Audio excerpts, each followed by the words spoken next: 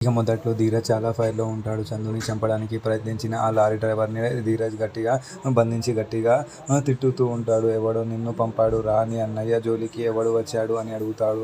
ధీరజ్ కొత్త చూసి డ్రైవర్ భయపడి నిజం చెప్పేశాడు. డ్రైవర్ నిజం కాగడు నాతో ఇది చేయడానికి ఎవరో కాదు సేనాపతి అని ధీరజ్ ఇంకా నర్మద ఇది విన్న షాక్ అవుతారు. సేనాపతి చందుని చంపాలని లారీ డ్రైవర్‌కి డబ్బులు ఇచ్చాడు. కానీ అక్కడ జరిగిన యాక్సిడెంట్‌లో చందు సేఫ్ అయ్యి సేనాపతి కూతురు ప్రేమకి తలకి గట్టిగా గాయం అయ్యింది. నర్మద ఈ మ్యాటర్‌ని ప్రేమకి చెప్తుంది. ప్రేమకి అసలు విషయం తెలిసాక తన నాన్న సేనాపతి దగ్గర ఫైర్‌లా వెళ్తుంది. సేనాపతి తన కూతుర్ని చూసి ఏమైందమ్మా హెల్త్ ఎలా ఉంది అని అడిగితే ప్రేమ రివర్స్‌లో తిడుతూ ఉంటుంది. చందు బావని చంపాలని ప్లాన్ వేసి నన్ను బలి చేసావు కదా నీకు ఇంకా బుద్ధి రాలేదా అని నిలదీస్తూ ఉంటుంది. ప్రేమ ఒక పెద్ద ట్రూత్‌ని చెప్తూ ఉంటుంది. పాస్ట్‌లో ప్రేమ ధీరజ్‌ని ఇష్టపడి పెళ్లి చేసుకోలేదు. ప్రేమ పెళ్లి టైంలో నగలు తీసుకునే వేరే ఒక వ్యక్తితో లేచిపోయింది. కానీ ఆ వ్యక్తి తనని మోసం చేసి పోలీస్ రైడ్‌లో దొరికేలా చేశాడు. ఆ టైంలో ధీరజ్ వాళ్ళ అమ్మ ఇంకా ధీరజ్ వచ్చి ప్రేమని ఆ పోలీస్ కేసు నుండి సేవ్ చేసి ఇంటి వాళ్ళు పరువు కాపాడడానికి ధీరజ్‌తో తాళి కట్టించారు. ఇది తెలుసుకున్న సేనాపతి కంగారుగా ఉంటాడు. నేను ఎవరైనా అయితే